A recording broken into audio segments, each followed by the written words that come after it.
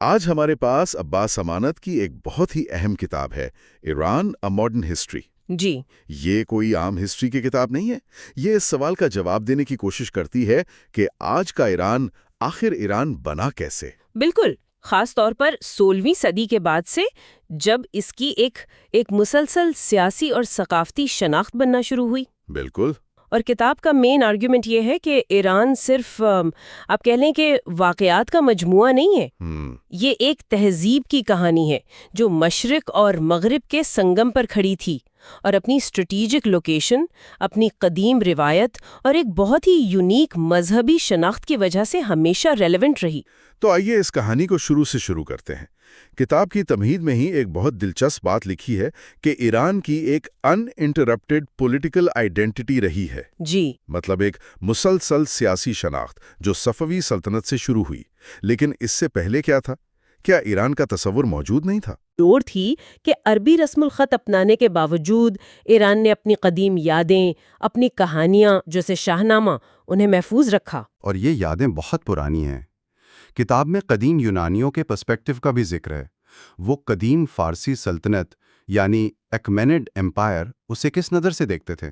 وہ خوف اور عزت کی ایک ملی جلی نگاہ سے دیکھتے تھے۔ ایک طرف سائرس اعظم کی اتنی بڑی سلطنت تھی جس کی اپنی کرنسی، ایک منظم انتظامیہ اور ایک بالکل الگ مذہبی نظام تھا، وہ اسے ایک بہت بڑی طاقت مانتے تھے۔ لیکن دوسری طرف وہ انہیں باربیرین بھی کہتے تھے۔ باربیرین کا لفظ آج تو بہت نیگیٹو سمجھا جاتا ہے، اس کا مطلب ہمیشہ سے یہی تھا کیا؟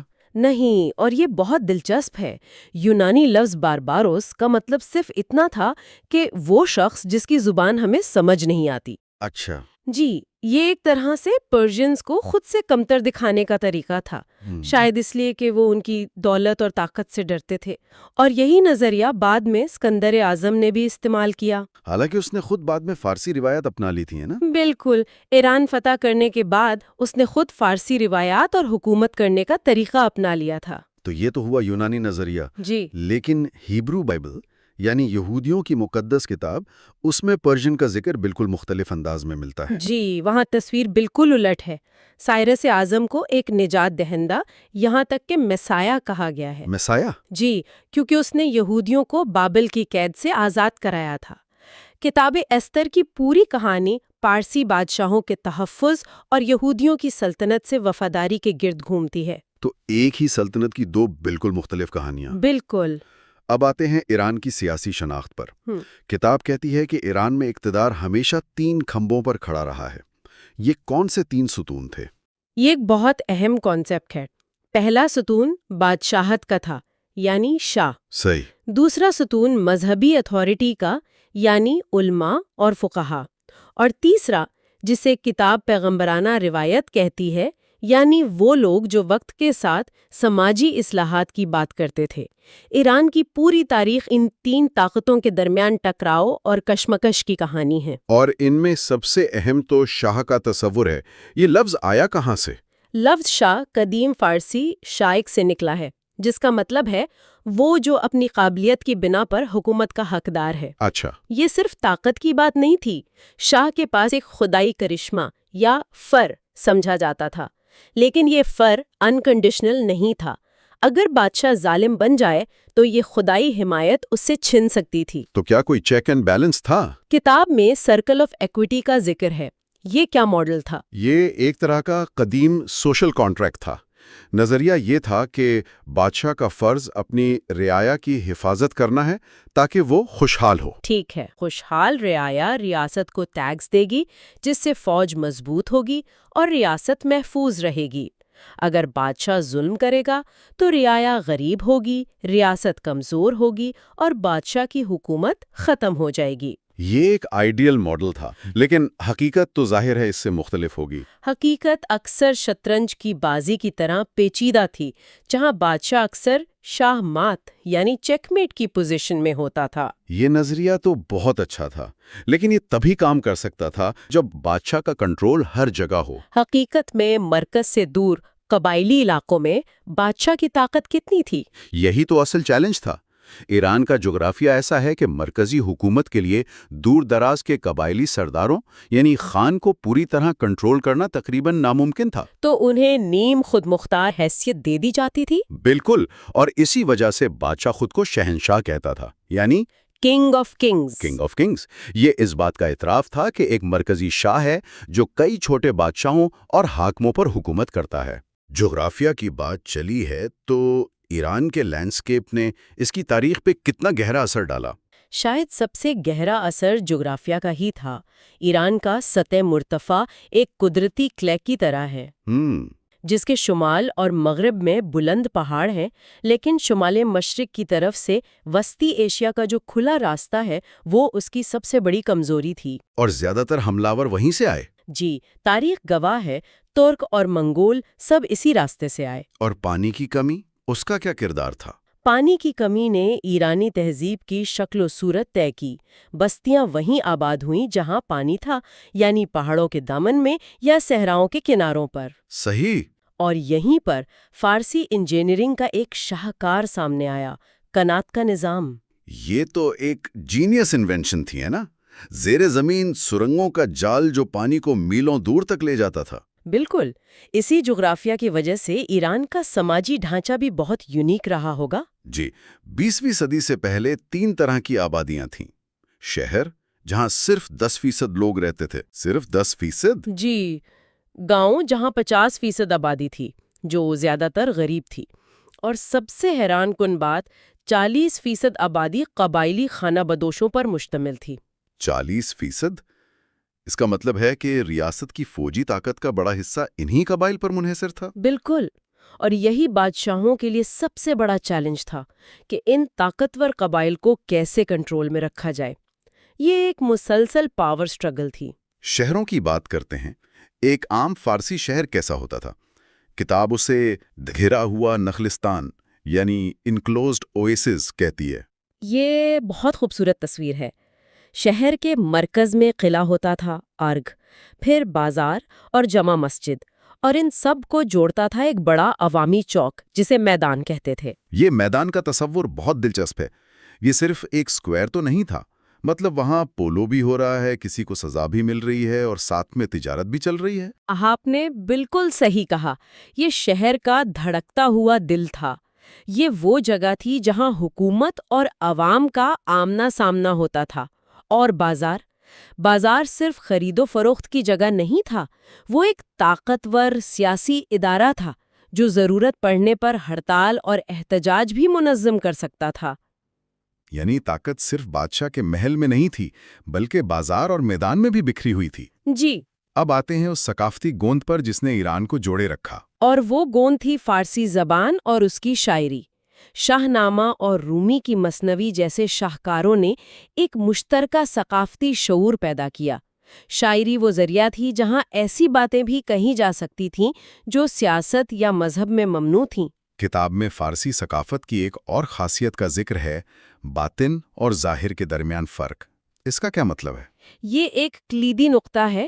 ظاہر وہ ہے جو سب کو نظر آتا ہے، اور باطن وہ ہے جو چھپا ہوا ہے، یعنی اصل حقیقت۔ یہ تصور ایران کی صوفیانہ روایات، سماجی آداب، یہاں تک کہ سیاست میں بھی گہرائی تک موجود ہے۔ اسی ڈوالٹی کی وجہ سے ایران نے اسلام قبول کرنے کے بعد بھی اپنی قدیم روایات جیسے نوروز کا تہوار اسے کبھی نہیں چھوڑا۔ اور ان قدیم روایات میں زرتشتی مذہب کا اثر کتنا گہرا تھا؟ بہت گہرا۔ ایک پیغمبر کا تصور، نیکی اور بدی کے درمیان ازلی کشمکش، اور جنت کا تصور۔ پیراڈائز۔ جی، لفظ پیراڈائز خود فارسی لفظ پردیس سے نکلا ہے، جس کا مطلب ہے دیواروں والا باغ۔ یہ سارے تصورات زرتشتی مذہب سے آئے اور بعد میں شیعہ اسلام میں بھی داخل ہو گئے، خصوصاً امام مہدی کے ظہور کے نظریے میں۔ یہ سب جاننا اس لیے ضروری تھا کیونکہ اب ہم کہانی کے اس حصے میں داخل ہو رہے ہیں جہاں ایران کی جدید شناخت کی بنیاد رکھی گئی۔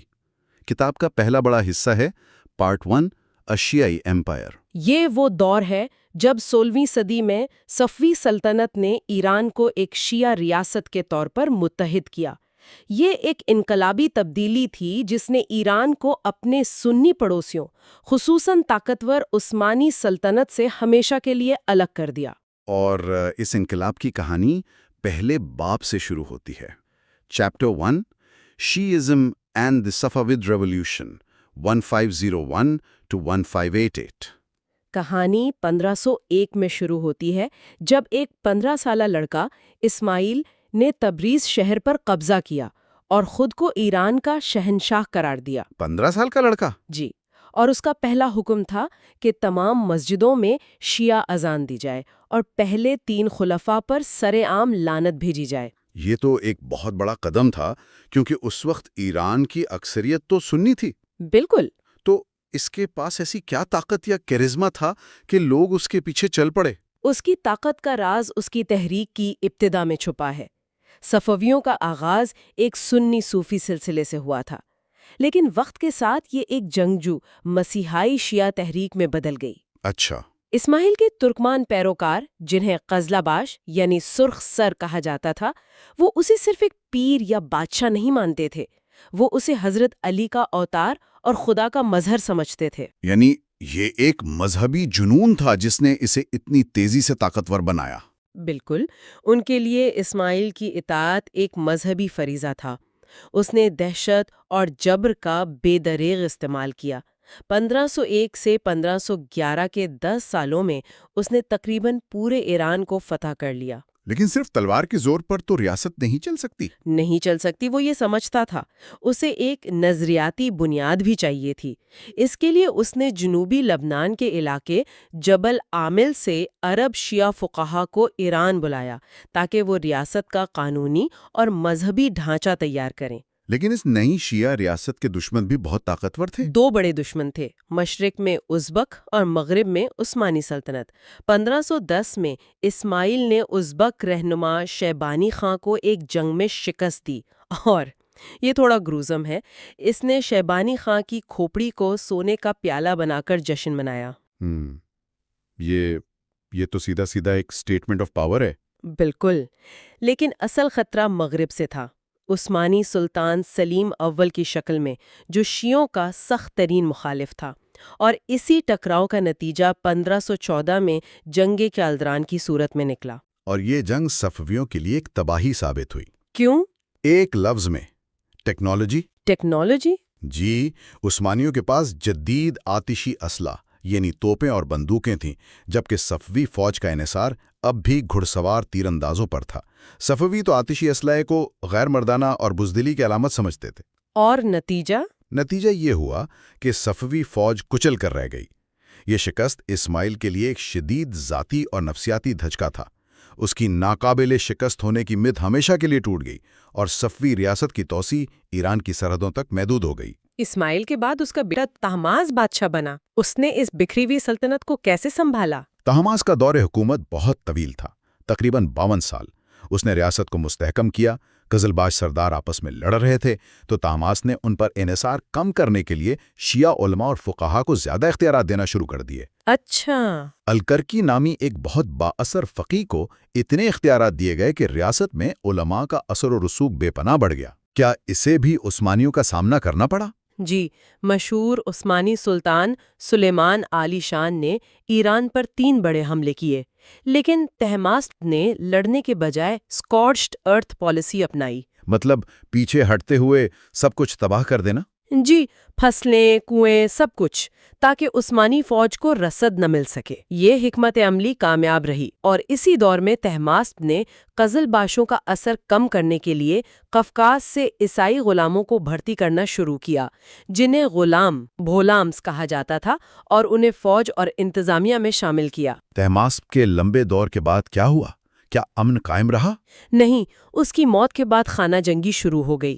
قزلباش سرداروں کی دھڑے بندی، محلاتی سازشیں اور اسماعیل دوم کے مختصر اور خونی دور نے سلطنت کو تباہی کے دہانے پر پہنچا دیا۔ اور اسی افراتفری اور مایوسی کے عالم میں ایک نیا ستارہ طلوع ہوا۔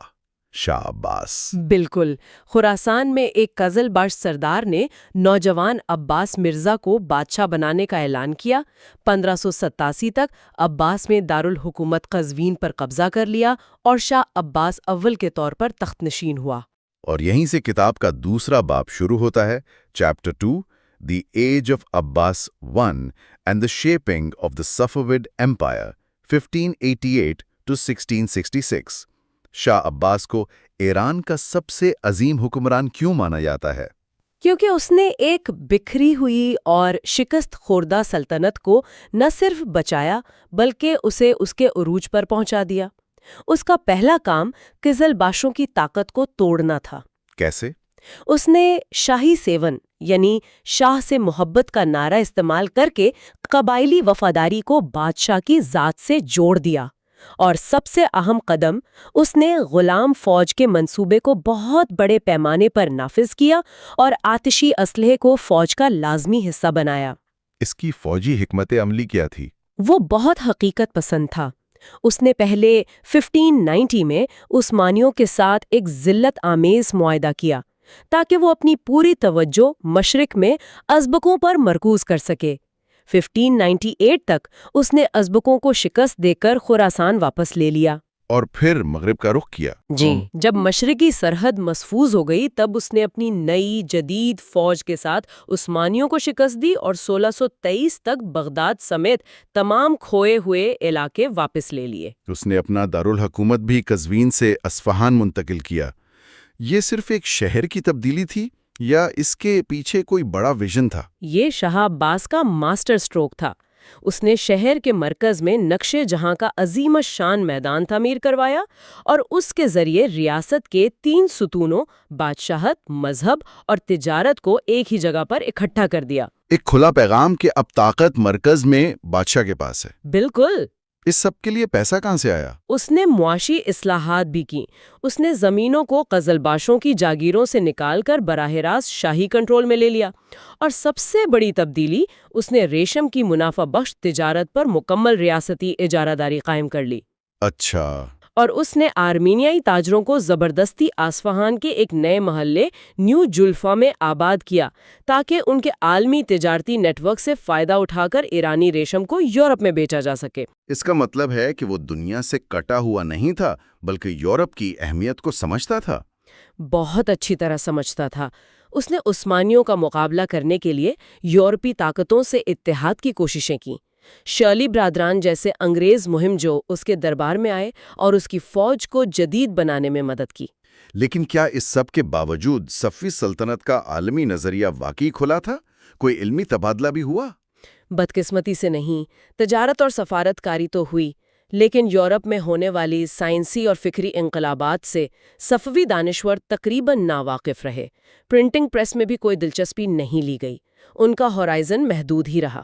ریاست کے اندر بھی تو اسے نظریاتی چیلنجز کا سامنا کرنا پڑا ہوگا؟ جی، نقطوی تحریک ایک بڑا چیلنج تھی جو ایک صوفیانہ عقیدہ تھا، اور یہ پیشگوئی کر رہا تھا کہ جلد ہی ایک نیا فارسی دور شروع ہوگا۔ عباس نے پہلے ان کی محفلوں میں شرکت کی، لیکن جب اسے ان کا اثر و رسوخ خطرناک محسوس ہوا تو اس نے انہیں بے دردی سے کچل دیا۔ کیا اس دور میں فلسفے اور فکر کی کوئی گنجائش تھی؟ بالکل تھی۔ اسی دور میں اصفہان کا مکتبہ فکر ابھرا جس نے فلسفہ، دینیات اور تصوف کو ملانے کی کوشش کی۔ اس کے سب سے بڑے نمائندے ملا صدرت تھے۔ لیکن کتاب کے مطابق آخرکار فلسفے پر روایت کا غلبہ ہو گیا؟ جی، 17ویں صدی کے آخر تک فلسفے کی جگہ حدیث کے مطالعہ نے لے لی، جس کی قیادت ملا محمد باقر مجلسی جیسے علماء نے کی۔ ان کی کتابوں نے ایران کو ایک حقیقی شیعہ قوم بنانے میں اہم کردار ادا کیا، لیکن اس کی ایک قیمت بھی تھی۔ اس سے مذہبی اقلیتوں پر ظلم بڑھا اور معاشرے میں عدم برداشت میں اضافہ ہوا۔ تو اس حصے کے اختتام پر کتاب یہ نتیجہ اخذ کرتی ہے کہ شاہ عباس کا دور بہت سی کامیابیوں کے باوجود نامکمل صلاحیتوں کا دور، یعنی ایج آف انفلفلڈ پوٹینشل تھا۔ ایسا کیوں؟ باشوں کو کمزور کرنے سے قبائلی مسئلے کا مستقل حل نہیں نکلا۔ ریشم کی اجارہ داری عارضی ثابت ہوئی اور کوئی مستقل بحری طاقت نہیں بنائی گئی۔ اور سب سے بڑھ کر زرعی نظام کو مکمل طور پر مرکز کے کنٹرول میں لانے نے طویل مدت میں سلطنت کے دفاعی نظام کو کمزور کر دیا۔ یہ 18ویں صدی کے ایران کی کہانی ہے۔ جی، ایک ایسی صدی جس میں ایک عظیم سلطنت بکھر گئی، ایک ظالم فاتح نے اسے لوٹا اور پھر خانہ جنگی کے ملبے سے ایک نئی طاقت نے جنم لیا۔ بالکل۔ تو آج کا بڑا سوال یہی ہے کہ جب کوئی ملک اس طرح ٹوٹتا ہے تو اسے دوبارہ جوڑنے کے لیے کیسی قیادت کی ضرورت ہوتی ہے؟ اور یہ کہانی اسی سوال کا جواب دیتی ہے۔ تو کتاب کا یہ حصہ شروع ہوتا ہے صفوی سلطنت کے خاتمے سے، اور اس کا آغاز ایک بہت ہی آپ کہہ سکتی ہیں فلمی منظر سے ہوتا ہے۔ جی، تصور کریں 23 اکتوبر 1722 کا دن ہے۔ اصفہان، جو کبھی دنیا کے شاندار ترین شہروں میں سے ایک تھا، 7 مہینے کے محاصرے کے بعد بھوک اور بیماری سے تباہ ہو چکا ہے۔ اور پھر شہر کے دروازے سے آخری صفوی بادشاہ شاہ سلطان حسین خود اپنا تاج اتار کر ایک افغان حملہ آور کے سر پر رکھ رہا ہے۔ یہ تو واقعی کسی فلم کے سین جیسا ہے، مطلب یہ صرف ایک شکست نہیں تھی، ہے نا؟ نہیں، بالکل نہیں، یہ ایک بہت گہری علامت تھی۔ شاہ سلطان حسین نے اپنی قزلباش پگڑی سے شاہی اختیار کی وہ نشانی، وہ جواہرات سے جڑی پن خود اتاری اور حملہ آور محمود ہتکی کی پگڑی میں لگا دی۔ اور اسی ایک لمحے نے 221 سال پرانی صفوی سلطنت کا خاتمہ کر دیا۔ جی، جو اسلامی ایران پر سب سے لمبی حکومت تھی۔ فارسی تاریخ میں اس واقعے کو ایک قومی المیہ کے طور پر یاد کیا جاتا ہے۔ یہاں سب سے بڑا سوال یہی پیدا ہوتا ہے، اور کتاب بھی یہی پوچھتی ہے کہ اتنی بڑی اور امیر سلطنت وہ ایک چھوٹے سے قبائلی لشکر کے سامنے اتنی آسانی سے کیسے ڈھیر ہو گئی؟ خاص طور پر جب پڑوسی عثمانی اور مغل سلطنتیں اس سے کہیں زیادہ دیر تک قائم رہی۔ تو کیا وجہ تھی؟ یہی اس کہانی کا مرکزی نقطہ ہے۔ اس کی وجوہات صرف اس ایک جنگ میں نہیں بلکہ پچھلی کئی دہائیوں میں چھپی تھی۔ اس کی جڑیں بہت گہری تھیں۔ تو چلیں ان جڑوں کو دیکھتے ہیں۔ کتاب کے مطابق اس کی شروعات جانشینی کے ایک بحران سے ہوتی ہے۔ شاہ عباس اول، جو ایک عظیم حکمران تھا، 1629 میں جب اس کی وفات ہوئی تو اس نے کوئی قابل جانشین تیار نہیں کیا تھا، اور اس کے بعد جو ہوا وہ تو خوفناک تھا۔ کیا ہوا تھا؟ اس کے پوتے شاہ صفی نے تخت پر بیٹھتے ہی شاہی خاندان کے درجنوں شہزادوں کو قتل کروا دیا۔ مطلب اس نے اپنے لیے تو خطرہ ختم کر دیا، لیکن سلطنت کی بنیادوں کو ہلا دیا۔ اس قتل و غارت کا اثر کیا ہوا؟ اس نے قزلباش امیروں کو کمزور کر دیا، یعنی وہ ترک جنگجو قبائل جنہوں نے صفوی سلطنت کی بنیاد رکھی تھی، ان کی جگہ غیر قزلباش منتظمین نے لے لی۔ تو یہ اچھی بات نہیں تھی کہ پروفیشنل ایڈمنسٹریٹرز آ گئے؟ ہونی تو چاہیے تھی، اور ساروتکی جیسے قابل وزیر آئے بھی جنہوں نے ریاست کو مضبوط کرنے کی کوشش کی، لیکن وہ کبھی کامیاب نہیں ہو سکے۔ کیوں؟ وجہ یہ تھی کہ شاہ کی ذاتی مداخلت بہت زیادہ تھی۔ یہاں عثمانی سلطنت سے موازنہ بہت دلچسپ ہے۔ عثمانیوں کے ہاں وزیر اعظم کا دفتر، جسے سبلائم پورٹ کہتے تھے، ایک الگ اور خود مختار ادارہ تھا۔ اچھا، یعنی انتظامیہ محلاتی سازشوں سے آزاد تھی؟ کافی حد تک۔ صفوی ایران میں یہ دیوار کبھی کھڑی نہیں ہو سکی، اور ہر فیصلہ شاہ کی مرضی پر منحصر تھا۔ اور شاہ خود حکومت چلانے کے قابل نہیں تھے؟ کتاب میں قفس یعنی پنجرے کی پالیسی کا ذکر ہے، یہ کیا تھا؟ اس کا مطلب تھا کہ شہزادوں کو حرم کے اندر دنیا سے الگ تھلگ پالا جاتا تھا تاکہ وہ بغاوت نہ کر سکیں۔ نتیجہ یہ ہوتا تھا کہ جب وہ بادشاہ بنتے تو انہیں حکومت چلانے کا کوئی ایکسپیرینس ہی نہیں ہوتا تھا۔ تو نااہلی کے ساتھ ساتھ صحت کے مسائل بھی تھے؟ بہت سنگین مسائل تھے۔ شراب نوشی، افیون کی لت اور آتشک، جسے فرنگی بیماری کہتے تھے۔ 17ویں صدی کا فرانسیسی سیاح جان شارڈن تو لکھتا ہے کہ یہ ایک وبا کی طرح پھیلی ہوئی تھی۔ یہ شاید مبالغہ ہو، لیکن اس نے شاہی خاندان کو جسمانی اور ذہنی طور پر بہت کمزور کر دیا تھا۔ یہاں ایک بہت بڑا تضاد ہے۔ ایک طرف آپ کہہ رہے ہیں کہ سلطنت اندر سے کھوکھلی ہو رہی تھی، حکمران نائل تھے، جی، لیکن کتاب یہ بھی بتاتی ہے کہ 17ویں صدی کا بیشتر حصہ ایران کے لیے امن، خوشحالی اور ثقافتی عروج کا دور تھا۔ یہ کیسے ممکن ہے؟ یہ ایک بہترین سوال ہے۔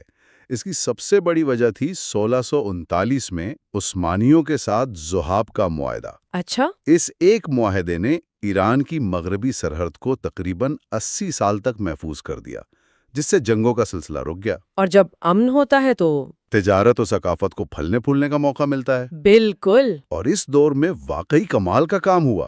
فلسفی ملا صدرہ، عالم دین مجلسی اور شاعر صاحب تبریزی جیسے لوگ اسی دور میں سامنے آئے۔ اور یہ ثقافت صرف شاہی دربار تک محدود نہیں تھی، ہے نا؟ نہیں، یہی تو خاص بات تھی، یہ شہروں کی گلیوں اور کافی ہاؤسز تک پہنچ گئی تھی۔ اصفہان میں کافی ہاؤسز، شراب خانے اور تفریح گاہیں عام تھی۔ اور وہاں کیا ہوتا تھا؟ یہ وہ جگہ تھیں جہاں لوگ شاعری سنتے تھے، شطرنج کھیلتے تھے اور شاہ نامہ خوانی ہوتی تھی۔ یہ اس بات کی نشانی تھی کہ معاشرے میں ایک آپ کہہ لیں پبلک سفیئر پیدا ہو رہا تھا، جہاں عام لوگ بھی اہم معاملات پر کھل کر بات کر سکتے تھے۔ جان شارڈن نے ان کافی ہاؤسز کے بارے میں کچھ لکھا ہے؟ جی، اس کے مطابق اصفہان کے کافی ہاؤسز میں مذہبی اور سیاسی موضوعات پر اتنی آزادانہ بحث ہوتی تھی جو اس وقت کی دنیا میں کہیں اور نہیں ملتی تھی۔ یہ سب سننے میں تو بہت اچھا لگتا ہے، فلسفہ، شاعری، آزادانہ بحث والے کافی ہاؤسز، لیکن کتاب بتاتی ہے کہ جب مرکز میں سب خوشحالی کے مزے لوٹ رہے تھے تو سلطنت کی سرحدوں پر آگ لگنا شروع ہو چکی تھی۔ یہی ہوا، 17ویں صدی کے آخر تک مرکز کمزور پڑ رہا تھا اور سرحدی علاقے میں قابو ہو رہے تھے۔ قفقاز میں لزگی قبائل، مغرب میں کرد، جنوب میں عمانی قزاق اور جنوب مشرق میں بلوچ قبائل، ان سب نے تجارتی راستوں پر حملے شروع کر دیے تھے۔ جی، سلطنت کی گرفت کمزور پڑ رہی تھی، اور پھر سب سے بڑا دھچکا قندھار سے آیا، غلزی افغان قبائل کی طرف سے۔ میر ویس ہوتکی کی بغاوت۔ جی، 1709 میں میر ویس ہوتکی نے صفوی حکومت کی سخت سنی مخالف پالیسیوں کے خلاف بغاوت کر دی۔ یہ ایک چھوٹی سی بغاوت نہیں تھی، یہ ایک طوفان کا آغاز تھا۔ اور 1722 میں اسی میر ویس کے بیٹے محمود نے ایک لشکر اکٹھا کیا اور سیدھا دارالحکومت اصفہان پر حملہ کر دیا۔ اور شاہ سلطان حسین کی حکومت، جو کافی ہاؤسز اور شاعری میں مگن تھی، اس حملے کے لیے بالکل تیار نہیں تھی۔ گلناباد کی جنگ میں ایک بڑی اور بہتر مسلح صفی فوج کو افغانوں کے ہاتھوں شرمناک شکست ہوئی۔ یہ ناقابل یقین لگتا ہے۔ اس کے بعد وہی 7 مہینوں کا خوفناک محاصرہ شروع ہوا جس کا ہم نے شروع میں ذکر کیا۔ شہر کا رابطہ پوری دنیا سے کٹ گیا اور بھوک اور بیماری نے ہزاروں لوگوں کی جان لے لی۔ اور آخرکار شہر نے ہتھیار ڈال دیے۔ جی، محمود نے اصفہان پر قبضہ کرنے کے بعد صفی شاہی خاندان اور اہلکاروں کا بے دردی سے قتل عام کیا اور شہر کو لوٹ لیا۔ تو کیا ہم یہ کہہ سکتے ہیں کہ صفوی سلطنت کا زوال صرف سیاسی اور فوجی کمزوری کی وجہ سے نہیں ہوا؟ کتاب کچھ اور گہری وجوہات کی طرف اشارہ کرتی ہے جو بہت دلچسپ ہیں۔ بالکل، ایک اہم تھیوری موسمیاتی تبدیلی سے متعلق ہے۔ اس دور کو تاریخ میں لٹل آئس ایج کہا جاتا ہے۔ اچھا؟ پوری دنیا میں موسم سرد اور خشک ہو رہا تھا۔ اس کی وجہ سے وسطی ایشیا میں چراگاہیں سوکھ گئیں، جس نے خانہ بدوش قبائل بشمول افغانوں کو زندہ رہنے کے لیے نئے علاقوں پر حملے کرنے پر مجبور کیا۔ واہ! تو کیا ہم یہ کہہ سکتے ہیں کہ صفوی سلطنت کا زوال صرف سیاسی نہیں بلکہ انوائرمنٹل بھی تھا، کہ ایک عالمی موسمی تبدیلی نے ایک پوری سلطنت کی بنیادیں ہلا دیں؟ یہ تو ایک بالکل مختلف زاویہ۔ یہ ایک بہت بڑا فیکٹر تھا، اور اس کے ساتھ ایک شدید معاشی بحران بھی تھا۔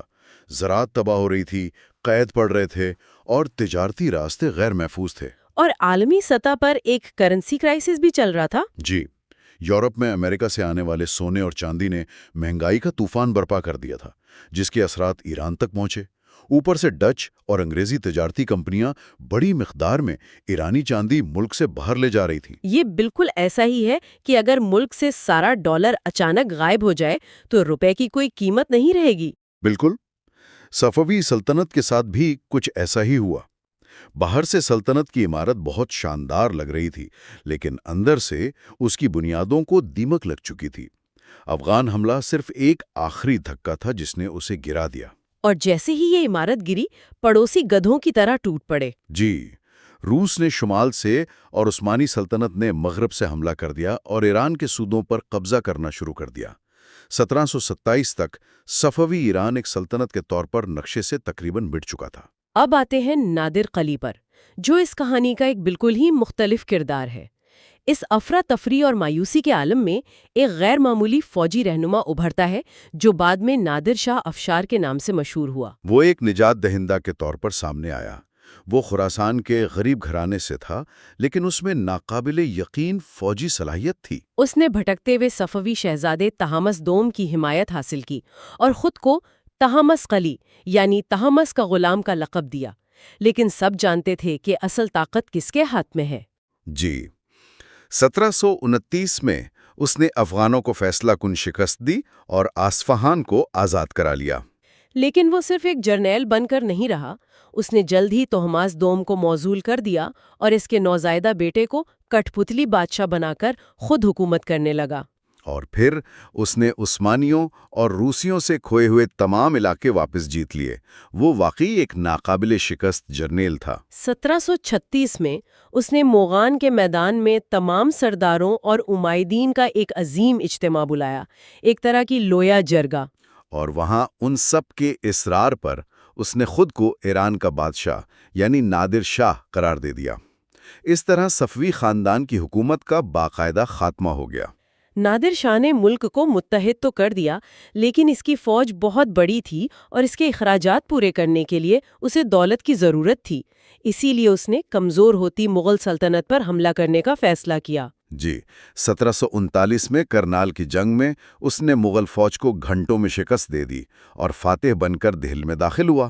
دہلی کی لوٹ مار تاریخ کی سب سے بڑی لوٹ مار میں سے ایک ہے۔ وہ یہاں سے مشہور زمانہ کوہ نور اور دریائے نور ہیرے اور شاہ جہاں کا بنایا ہوا تخت طاؤس لے گیا۔ یہ دولت اتنی زیادہ تھی کہ نادر شاہ نے ایران واپس جا کر 3 سال کے لیے تمام ٹیکس معاف کر دیے۔ دہلی سے اتنی دولت لانے کے بعد تو اسے ہیرو ہونا چاہیے تھا، لیکن کتاب میں اس کا ذکر ایک ظالم حکمران کے طور پر ہے جس سے سب ڈرتے تھے۔ ایسا کیا ہوا؟ یہی تو اس کی کہانی کا المیہ ہے۔ وہ ملک جوڑنے میں کامیاب ہوا، لیکن اسے چلانا نہیں جانتا تھا۔ دہلی میں ایک بغاوت کے جواب میں اس نے عام شہریوں کے قتل عام کا حکم دیا، جس میں ہزاروں لوگ مارے گئے۔ اور ہندوستان سے واپسی کے بعد دولت نے اس کے لالچ اور شک کو اور بڑھا دیا، اور اس کا رویہ پاگل پن کی حد تک ظالمانہ ہو گیا۔ تو جن لوگوں نے اسے بادشاہ بنایا تھا، آخر میں وہی اس کے دشمن بن گئے۔ بالکل، وہ ہر کسی پر شک کرتا تھا۔ آخرکار 1747 میں اس کے اپنے ہی ایرانی افسروں نے اسے قتل کر دیا۔ وہ اس بات سے خوفزدہ تھے کہ نادر شاہ اپنے افغان اور ازبک سپاہیوں پر زیادہ بھروسہ کرنے لگا ہے اور انہیں ختم کرنے کا منصوبہ بنا رہا ہے۔ اور اس کے قتل کے ساتھ ہی اس کی وسیع سلطنت تاش کے پتوں کی طرح بکھر گئی۔ جی، نادر شاہ کی تباہی کے بعد ایران ایک بار پھر خانہ جنگی میں ڈوب گیا، اور اس افراتفری سے ایک بالکل مختلف قسم کا رہنما ابھرتا ہے، کریم خان زند۔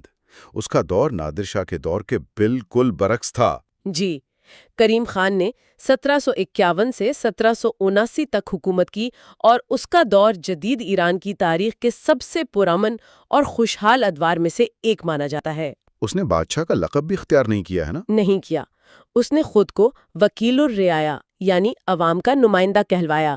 یہ اس دور میں ایک غیر معمولی بات تھی۔ لیکن کیا یہ صرف ایک لقب تھا، یا اس نے واقعی عوام کے نمائندے کے طور پر حکومت کی؟ کتاب میں موجود شواہد بتاتے ہیں کہ اس نے واقعی کوشش کی۔ اس نے اپنا دارالحکومت اصفہان کے بجائے شیراز کو بنایا اور شہر کی تعمیر و ترقی پر بہت توجہ دی۔ وہاں اس نے کیا بنوایا؟ اس نے وہاں شاندار وکیل بازار، وکیل مسجد اور ایک نیا قلعہ بنوایا جو آج بھی موجود ہیں۔ اس نے تجارت کو فروغ دیا اور لوگوں کی زندگی کو آسان بنانے کی کوشش کی۔ نادر شاہ کی تباہی کے بعد یہ دور ایک نعمت جیسا لگتا ہے۔ شاید لوگوں کو ایک ظالم نجات دہندہ سے زیادہ ایک ہمدرد نمائندے کی ضرورت تھی۔ بالکل۔ اس دور کی کتاب رستم التواریخ سے معلوم ہوتا ہے کہ شیراز میں زندگی کافی پرسکون تھی۔ ایک عام مزدور کی آمدنی ایک خاندان کی کفالت کے لیے کافی تھی۔ اور آرٹ اور کلچر کا کیا حال تھا؟ شہر میں آرٹ اور کلچر کا ماحول تھا، یہاں تک کہ ملا فاطمہ جیسی مشہور خواتین فنکارائیں بھی تھیں جو عوامی مقامات پر اپنے فن کا مظاہرہ کرتی تھی۔ یہ نادر شاہ کے ظلم کے بعد ایک بہت بڑی اور خوشگوار تبدیلی تھی۔ لیکن یہ پرامن دور بھی زیادہ دیر قائم نہ رہ سکا۔ 1779 میں کریم خان کی موت کے بعد اس کے جانشین آپس میں لڑ پڑے اور زند خاندان کمزور ہو گیا۔ اور پھر کہانی میں ایک اور بے رحم کردار کی انٹری ہوتی ہے، آقا محمد خان قاجار۔ آقا محمد خان قاجار کو کریم خان نے شیراز میں یرغمال بنا رکھا تھا۔ جی کریم خان کی موت کی خبر سنتے ہی وہ فرار ہو کر اپنے قبائلی مرکز پہنچ گیا۔ وہ ایک انتہائی بے رحم، سفاک لیکن غیر معمولی طور پر دور اندیش اور پرعزم رہنما تھا۔ اس کا صرف ایک مقصد تھا، ایران کو دوبارہ متحد کرنا اور قاجار خاندان کی حکومت قائم کرنا۔ اور اس مقصد کے لیے اس نے بے انتہا ظلم کیا۔ اس نے زندوں کے آخری حکمران بہادر لطف علی خان کو شکست دی۔ کرمان شہر کے لوگوں کو زندوں کی حمایت کی وجہ سے اس نے ایسی بے رحمانہ سزا دی۔ کہا جاتا ہے کہ اس نے 20,000 آنکھیں نکلوا کر ان کا مینار بنوایا۔ وہ انتہائی سفاک تھا، لیکن اس میں ایک ویژن تھا۔ 1786 میں اس نے تہران کو اپنا دارالحکومت بنایا، جو اس وقت ایک چھوٹا سا قصبہ تھا۔ اور 1796 میں اس نے تاج پوشی کروائی۔ جی، جارجیا پر حملہ کر کے تفلس شہر کو تباہ کرنے کے بعد اس نے مغان کے میدان میں اپنی تاج پوشی کروائی، لیکن صرف 1 سال بعد 1797 میں اسے اس کے اپنے ہی 2 ملازموں نے قتل کر دیا۔ تو اس کا بھی انجام نادر شاہ جیسا ہی ہوا؟ انجام ایک جیسا تھا، لیکن ایک بڑا فرق تھا۔ مرنے سے پہلے آقا محمد خان نے اپنے بھتیجے فتح علی شاہ کے لیے جانشینی کا راستہ بالکل صاف کر دیا تھا، جس کی وجہ سے قاجار خاندان 1 صدی سے زیادہ عرصے تک ایران پر حکومت کرنے میں کامیاب رہا۔ اس نے اپنی بے رحمی سے ایک مستحکم ریاست کی بنیاد رکھ دی تھی۔ جی بالکل۔ تو یہ پوری صدی تباہی، جنگ اور ظلم کی کہانی ہے، لیکن کیا اس دور میں علم اور ثقافت کا کام بالکل رک گیا تھا؟ نہیں، رکا نہیں تھا، لیکن اس کی شکل بدل گئی تھی۔ بہت سے دانشور، شاعر اور فنکار ہندوستان ہجرت کر گئے۔ ان میں سے ایک شیخ محمد علی حزین تھے، ہے نا؟ جی، انہوں نے اپنی یادداشتوں میں صفویوں کے زوال، نادر شاہ کے ظلم اور اپنے وطن سے دوری کے دکھ کو بڑی خوبصورتی سے بیان کیا ہے۔ ان کی شاعری میں ایران کے لیے ایک قسم کی ابتدائی قوم پرستی کا احساس ملتا ہے، جو صرف بادشاہ سے وفاداری سے بڑھ کر تھا۔ اسی طرح شیراز کے میئر مرزا محمد کیلانتر نے اپنی یادداشتوں میں قبائلی سرداروں کی لوٹ مار پر بہت تلخی کا اظہار کیا۔ وہ اس قدر مایوس تھے کہ انہوں نے لکھا، کاش کوئی قابل عورت ہی اقتدار میں آ جاتی جیسے روس میں ہے۔ ان کا اشارہ کیتھرین دی گریٹ کی طرف تھا۔ ان تحریروں سے کیا ظاہر ہوتا ہے؟ ان سے یہ ظاہر ہوتا ہے کہ اس افراتفری کے دور میں، خاص طور پر پڑھے لکھے شہری طبقے میں، اپنے وطن کے بارے میں ایک نیا شعور پیدا ہو رہا تھا۔ وہ اب صرف ایک بادشاہ یا خاندان کے وفادار نہیں تھے، بلکہ ایران کے تصور سے جڑ رہے تھے۔ اور قاجاروں کا عروج اسی شہری طبقے اور علماء کے ساتھ ایک نئے اتحاد کا نتیجہ تھا، جس نے ایران کو ایک طویل بحران سے نکالا۔ جی، تو 18ویں صدی کے آخر میں ایران اس بحران سے نکل کر ایک نئے دور میں داخل ہو رہا تھا، لیکن کتاب کے مطابق اس نئے دور کے افق پر 2 نئی عالمی طاقتیں نمودار ہو رہی ہیں، جن سے آنے والی صدی میں ایران کا واسطہ پڑنا تھا۔ جی، شمال میں توسیع پسند روس اور جنوب میں نو آبادیاتی برطانوی سلطنت۔ ایران نے اندرونی خلاف شار پر تو قابو پا لیا تھا، لیکن اب اسے ایک بالکل نئی قسم کے چیلنج کا سامنا تھا، جسے گریٹ گیم کہا جاتا ہے۔ اور یہ ایک ایسی کہانی ہے جو آنے والی صدی کی تاریخ کا رخ موڑ دے گی۔ ناصر الدین شاہ اور ایک نازک توازن کا قیام۔ پہلا بڑا واقعہ جس کا ذکر ہے وہ ہے روئٹر کنسیشن۔ یہ کیا تھا اور اتنا متنازع کیوں ثابت ہوا؟ یہ 1871 کی بات ہے، جب شاہ اور اس کے وزیر اعظم مشیر الدولہ ملک کو تیزی سے ماڈرنائز کرنا چاہتے تھے۔ انہیں لگا کہ یورپی سرمایے کے بغیر یہ ناممکن ہے، تو انہوں نے بیرن جولیس ڈی روئٹر نامی ایک برطانوی شہری کو ایک ایسی رعایت یعنی کنسیشن دی جس کی تاریخ میں مثال نہیں ملتی۔ ایک منٹ، یہ رعایت کتنی بڑی تھی؟ کتاب میں جو تفصیلات ہیں وہ تو ناقابل یقین لگتی ہیں۔ آپ کا رد عمل بالکل درست ہے۔ اس معاہدے کے تحت رائٹر کو پورے ایران میں ریلوے اور ٹرامویز بنانے کا حق دیا گیا۔ ملک کی تمام معدنیات یعنی کوئلہ، لوہا، پیٹرولیم اور تمام جنگلات پر 70 سال کے لیے اس کا کنٹرول تھا۔ سب کچھ؟ جی، یہاں تک کہ ایک نیشنل بینک بنانے اور کرنسی نوٹ جاری کرنے کا اختیار بھی اسی کو دے دیا گیا۔ یہ تو ملک کی ملکیت بیچنے کے برابر ہے۔ ان کی سوچ کیا رہی ہوگی؟ کیا وہ نتائج سے بالکل بے خبر تھے؟ دیکھیں، یہ مجبوری اور ایک طرح کی سادگی کا امتزاج تھا۔ وہ ایران کو راتوں رات یورپ بنانا چاہتے تھے اور انہیں لگا کہ یہ ایک شارٹ کٹ ہے۔ اس کے علاوہ شاہ 1873 میں یورپ کے اپنے پہلے دورے کے لیے فنڈز بھی چاہتا تھا، لیکن انہوں نے عوامی رد عمل کا بالکل غلط اندازہ لگایا۔ شاہی خاندان کے اندر سے شہزادوں نے مخالفت کی، علماء نے اسے اسلام اور ملک بیچنے کے مترادف قرار دیا، اور روسی سفارت خانے نے اسے اپنے مفادات کے خلاف سمجھا۔ اور عوام کا کیا رد عمل تھا؟ بالکل سوال فاجعہ۔ عوام میں شدید غصہ تھا۔ جب شاہ یورپ کے دورے سے واپس آیا تو تہران میں مخالفت کا طوفان کھڑا ہو چکا تھا۔ دباؤ اتنا شدید تھا کہ اسے فوراً یہ معاہدہ منسوخ کرنا پڑا۔ یہ مغربی سرمایہ کے ساتھ ایران کا پہلا اور بہت تلخ تجربہ تھا۔ یہ بہت دلچسپ ہے کہ شاہ مغربی سیاسی اداروں کو تو اپنانے سے گریزاں تھا، لیکن ان کی مٹیریل کلچر سے، مطلب ظاہری چمک دمک سے بہت متاثر تھا۔ تہران کی تعمیر نو میں یہ بات صاف نظر آتی ہے۔ جی ہاں، اس نے تہران کا نقشہ بدلنے کی کوشش کی۔ گلستان پیلس میں یورپی طرز کے ہال بنائے گئے، جیسے تالار سلام اور آئینہ ہال۔ 5 منزلہ شمس العمارہ عمارت تعمیر ہوئی، جس پر ملکہ وکٹوریہ کا تحفہ دیا ہوا گھڑیال نصب تھا۔ اچھا۔ شہر کی پرانی مٹی کی دیواریں گرا کر جدید طرز کی فصیل بنائی گئی، نئی سڑکیں بنی، گیس لائٹس لگائی گئیں۔ لیکن کیا یہ تبدیلیاں صرف ظاہری تھیں یا شہریوں کی زندگی میں بھی کوئی حقیقی بہتری آئی، جیسے میونسپل سروسز وغیرہ؟ بہتری بہت محدود اور آپ کہہ سکتی ہیں سطحی تھی۔ ایک چھوٹا سا سینیٹیشن ڈپارٹمنٹ بنا جو کچرا اٹھاتا تھا، اور ایک نئی پولیس فورس بنائی گئی جس کا سربراہ ایک اطالوی افسر تھا۔ لیکن بنیادی ڈھانچہ جیسے تعلیم اور صحت ویسا ہی نظر انداز رہا۔ یہ ایک طرح سے کاسمیٹک ماڈرنائزیشن تھی۔ صحیح۔ تو رائٹر کنسیشن کی منسوخی کے بعد کیا ہوا؟ کیا حکومت نے کوئی سبق سیکھا؟ سبق تو نہیں سیکھا، بلکہ قرض کا جال مزید سخت ہو گیا۔ رائٹر نے ہرجانے کا مطالبہ نہیں چھوڑا۔ 15 سال بعد 1889 میں اسے ہرجانے کے طور پر امپیریل بینک آف پرشیا قائم کرنے کا حق دے دیا گیا۔ اچھا۔ یہ بینک برٹش کنٹرول میں تھا اور ایران کے تمام مالیاتی نظام پر چھا گیا۔ اس نے حکومت اور تاجروں کو قرض دے کر اپنا محتاج بنا لیا۔ یعنی ایک مسئلے سے بچنے کے لیے ایک اس سے بھی بڑا مسئلہ گلے ڈال لیا۔ بالکل، اور یہی کچھ روسی اور برطانوی بینک ایرانی اشرافیہ کے ساتھ کر رہے تھے۔ ان کی زمینیں اور جائیدادیں آہستہ آہستہ ان بینکوں کے پاس گروی رکھی جا رہی تھیں، اور اسی پس منظر میں ایک اور بڑا دھماکہ ہوا، ٹوبیکو پروٹیسٹ۔ یہ رائٹر کنسیشن سے کیسے مختلف تھا؟ یہ 1890 کی بات ہے۔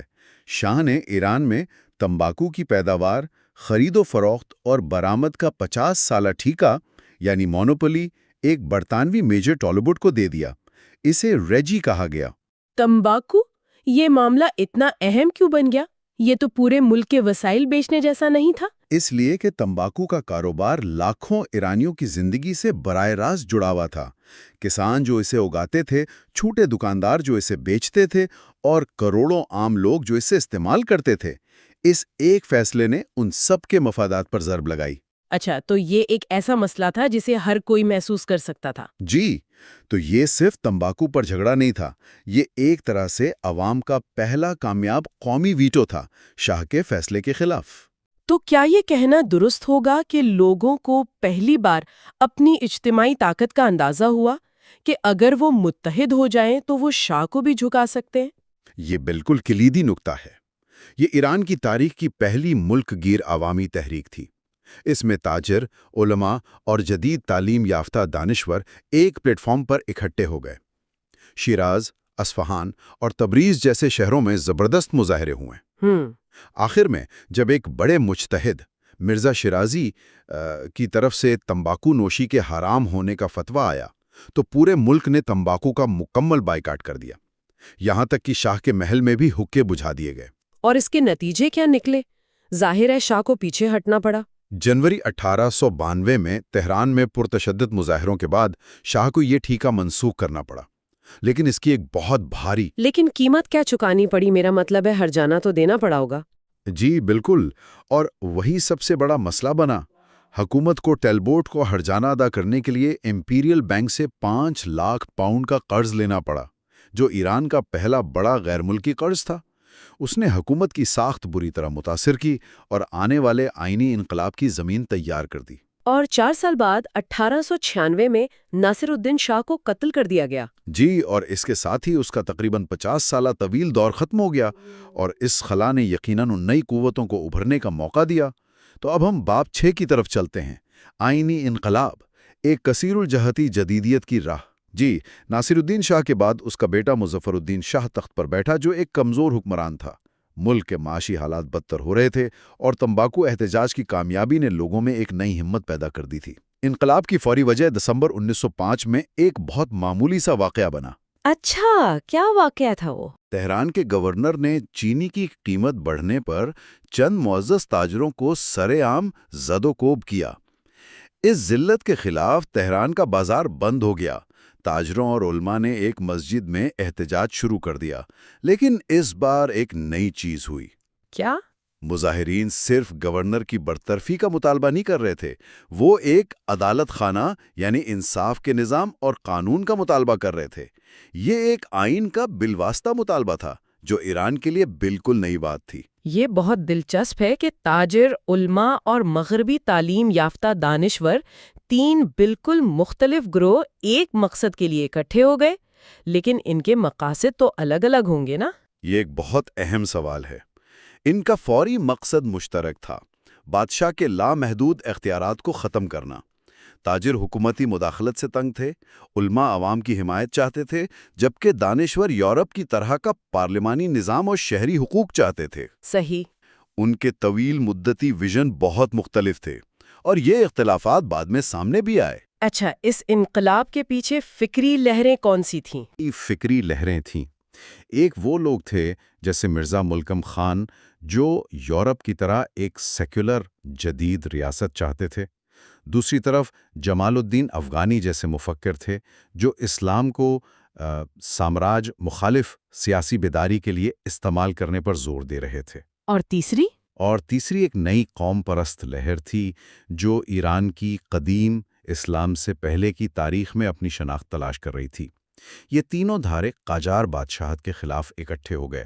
تو آخرکار آئین کا مطالبہ کیسے منظور ہوا؟ احتجاج بڑھتا گیا، اور جولائی 1906 میں ہزاروں مظاہرین نے تہران میں برطانوی سفارت خانے میں پناہ لے لی۔ اس عمل کو بست کہتے ہیں۔ یہ ایک طرح کا دھرنا تھا جس نے حکومت کو مکمل طور پر مفلوج کر دیا۔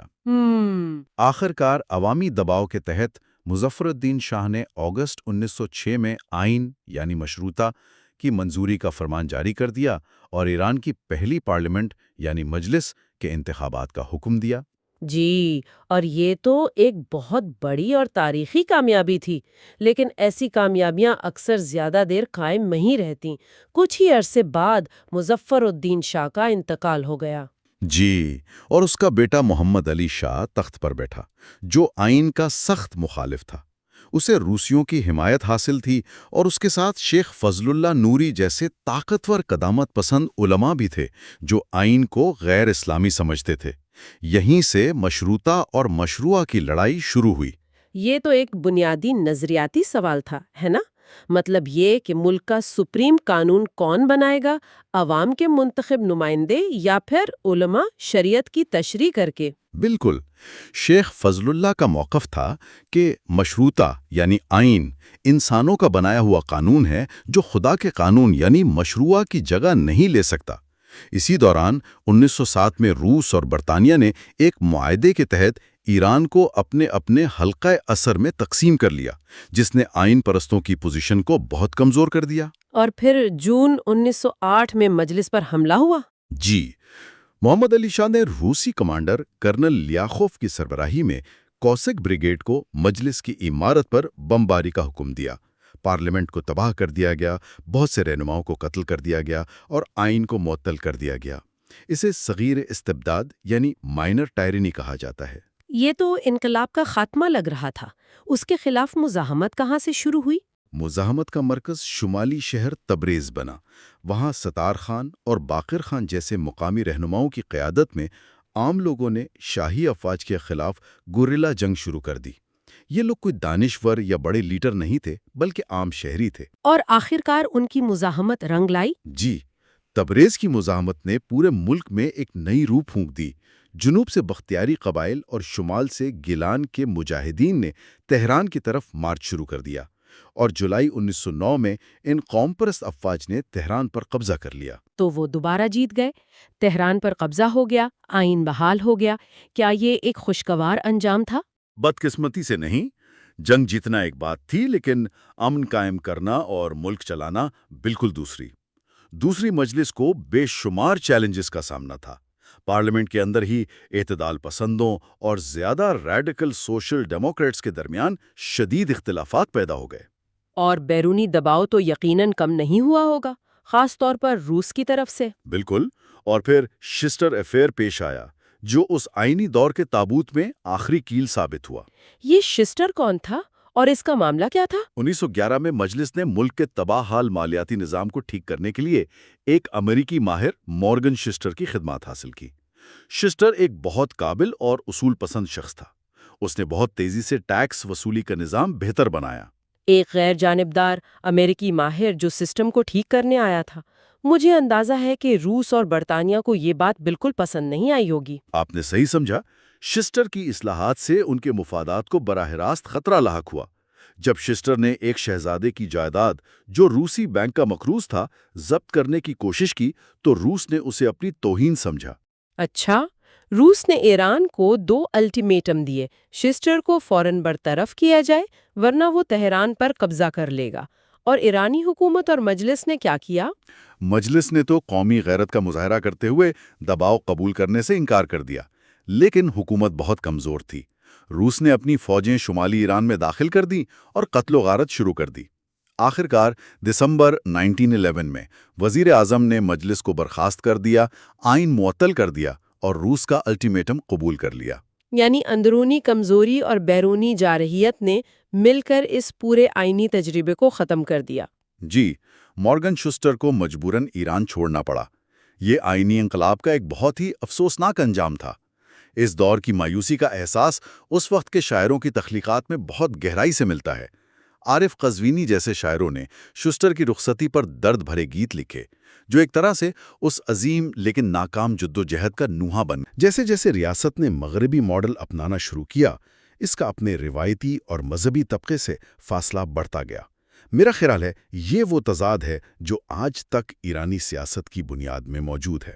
تو آئیے اس کہانی کو شروع سے دیکھتے ہیں۔ بالکل۔ جنگ عظیم اور رضا خان کا عروج 1914-1925۔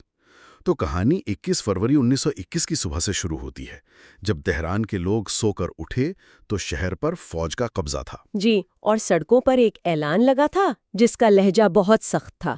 اس کی پہلی لائن تھی، میں حکم دیتا ہوں، یعنی آئی کمانڈ۔ اور یہ اعلان کرنے والا کوسیک ڈویژن کا ایک بریگیڈیئر جنرل تھا، رضا خان۔ اور یہ کوئی عام فوجی یونٹ نہیں تھی۔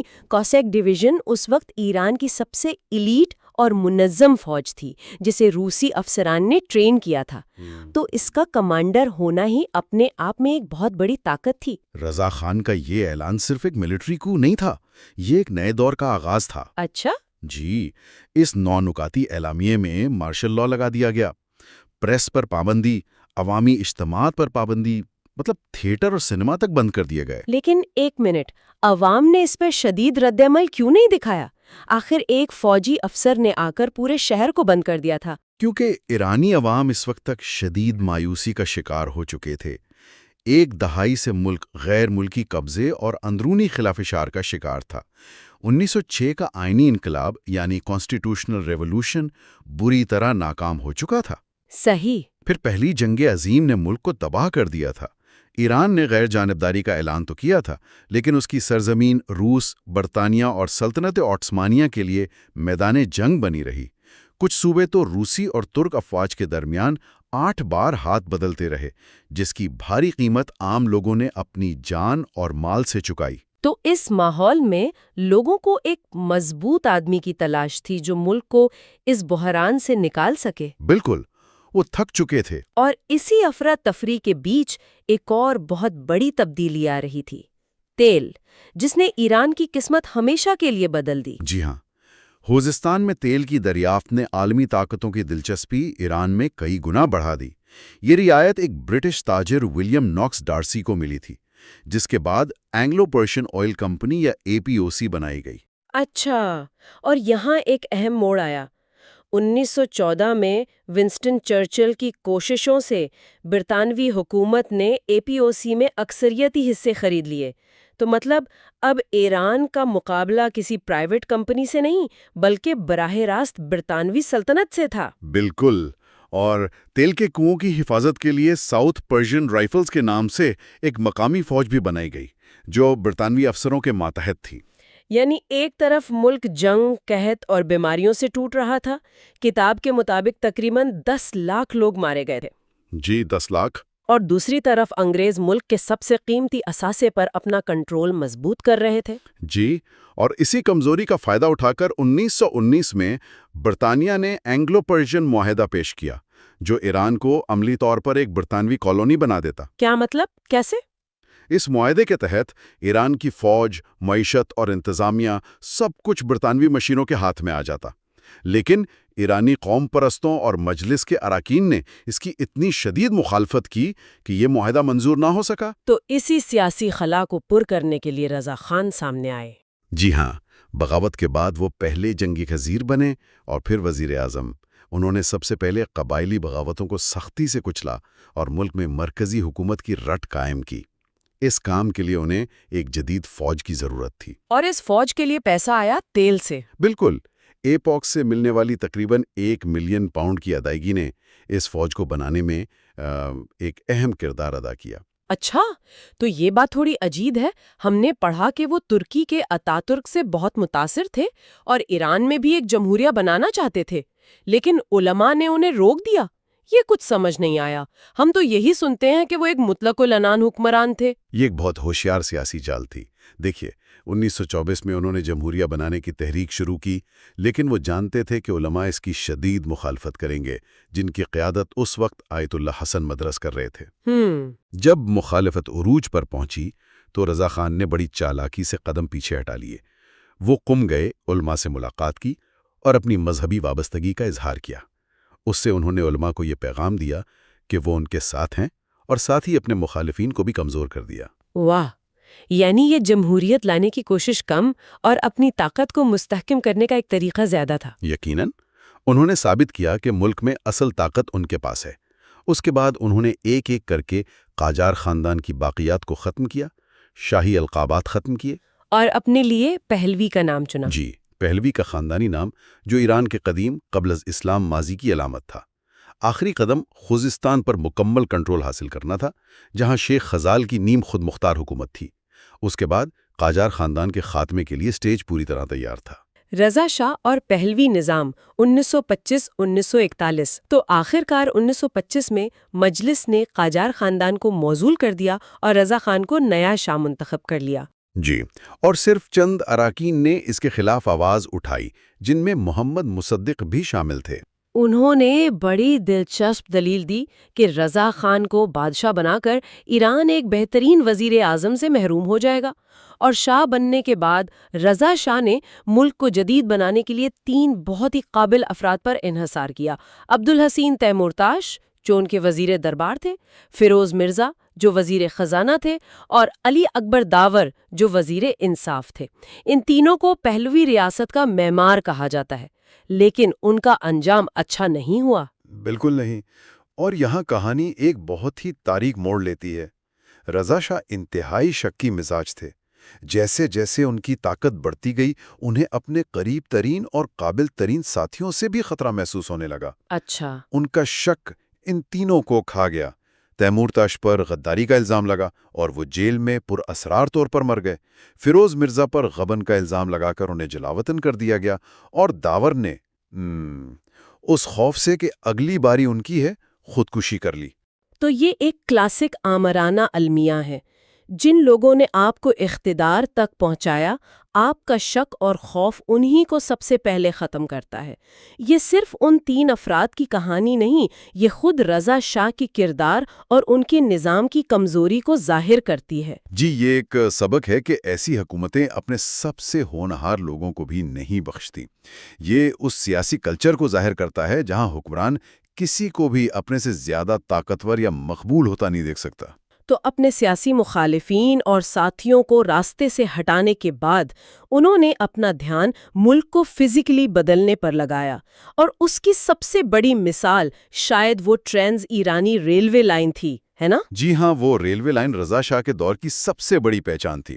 یہ ایک بہت بڑا انجینئرنگ کارنامہ تھا جو خلیج فارس کو بحیرہ کیسپین سے ملاتا تھا، اور اس کی خاص بات یہ تھی کہ اسے کسی غیر ملکی قرضے کے بغیر صرف مقامی ٹیکسوں سے بنایا گیا۔ پیسہ کہاں سے آیا؟ پیسہ چینی اور چائے پر ٹیکس لگا کر اکٹھا کیا گیا۔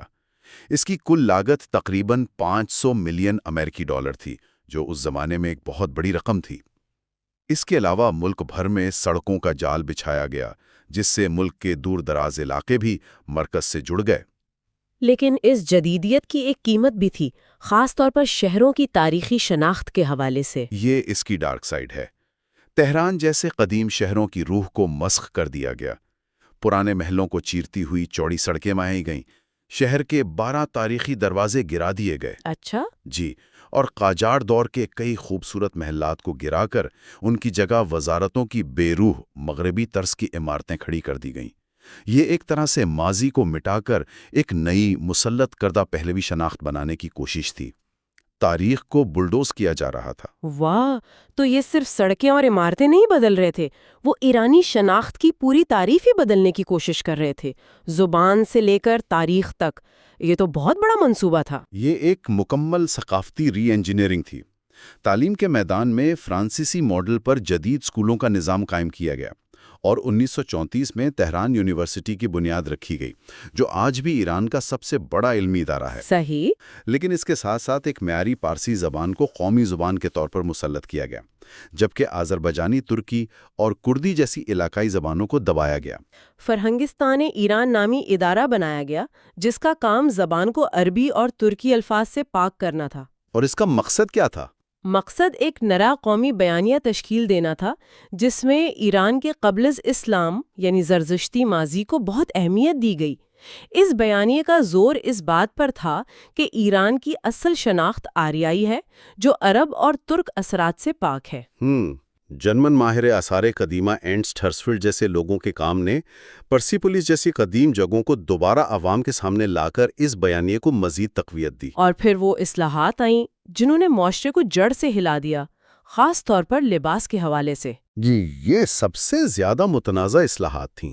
1928 میں مردوں کے لیے یورپی طرز کا لباس اور ایک خاص پہلوی ٹوپی لازمی قرار دی گئی، اور پھر 1934 میں عورتوں کے لیے لازمی بے پردگی یعنی حجاب اتارنے کا قانون نافذ کیا گیا۔ یہ ایک ایسا قدم تھا جس نے ایرانی معاشرے میں ایک زلزلہ برپا کر دیا۔ اس قانون کا اثر صرف سیاسی نہیں، بہت ذاتی بھی ہوگا، ہے نا؟ بہت گہرا اور ذاتی اثر تھا۔ اس سے پہلے لباس سماجی حیثیت، علاقے اور پیشے کی نشانی ہوتا تھا، اب سب کو ایک ہی سانچے میں ڈھالا جا رہا تھا۔ لیکن حجاب کا معاملہ اس سے کہیں زیادہ حساس تھا۔ کئی عورتوں نے کئی سالوں تک گھر سے نکلنا چھوڑ دیا، کیونکہ وہ بغیر حجاب کے باہر جانے کا تصور بھی نہیں کر سکتی تھیں۔ صحیح۔ خاندان تقسیم ہو گئے، باپ اور بیٹے، شوہر اور بیوی کے درمیان جھگڑے ہوئے۔ یہ ریاست اور مذہب کے درمیان صدیوں پرانے معاہدے کو توڑنے کے مترادف تھا۔ اس نے علماء اور ریاست کے درمیان ایک ایسی خلیج پیدا کر دی جو پھر کبھی پر نہ ہو سکی۔ اور پھر اتنی محنت سے بنایا گیا یہ نظام دوسری جنگ عظیم کی وجہ سے ختم ہو گیا۔ رضا شاہ کے دور کا خاتمہ بھی اتنا ہی ڈراماٹک تھا جتنا اس کا آغاز۔ بالکل۔ دوسری جنگ عظیم میں ایران نے ایک بار پھر غیر جانبداری کا اعلان کیا، لیکن اس کا جھکاؤ واضح طور پر جرمنی کی طرف تھا۔ نازی پروپیگنڈا دونوں ممالک کے مشترکہ آریائی ورثے پر بہت زور دیتا تھا، اور رضا شاہ ہٹلر کے نظم و ضبط سے بہت متاثر تھے۔ اور یہ بات اتحادیوں، خاص طور پر برطانیہ اور سوویت یونین کو بالکل پسند نہیں آئی۔ بالکل نہیں، اور انہوں نے موقع ملتے ہی ایران پر حملہ کر دیا۔ اگست 1941 میں سوویت یونین نے شمال سے اور برطانیہ نے جنوب سے ایران پر حملہ کر دیا۔ اور ستم ظریفی دیکھیں، جس فوج کو رضا شاہ نے 20 سال لگا کر اتنی محنت سے بنایا تھا، وہ چند ہی دنوں میں تاش کے پتوں کی طرح بکھر گئی۔ جی، اتحادیوں نے رضا شاہ کو تخت چھوڑنے پر مجبور کر دیا اور انہیں جلا وطن کر دیا گیا۔ یہ واقعی ایک ستم ظریفی ہے، جس شخص نے اپنی پوری سیاست غیر ملکی اثر و رسوخ کو ختم کرنے پر بنائی، اسے آخر کار غیر ملکی طاقتوں نے ہی موزول کر دیا۔ یہی تاریخ کا سب سے بڑا سبق ہے۔ ان کا تخت ان کے نوجوان اور نا تجربہ کار بیٹے محمد رضا پہلوی کو سونپ دیا گیا، اور ایران ایک بار پھر غیر ملکی قبضے، سیاسی عدم استحکام اور ایک نئے غیر یقینی دور میں داخل ہو گیا۔ ترقی، ابتری اور بے چینی۔ جی، 1963 سے 1977 کا دور، یہ وہ وقت تھا جب آیت اللہ خمینی کو جلاوطن کر دیا گیا تھا۔ تو ایک طرح سے شاہ کے لیے یہ ایک بہت بڑی جیت تھی، ہے نا؟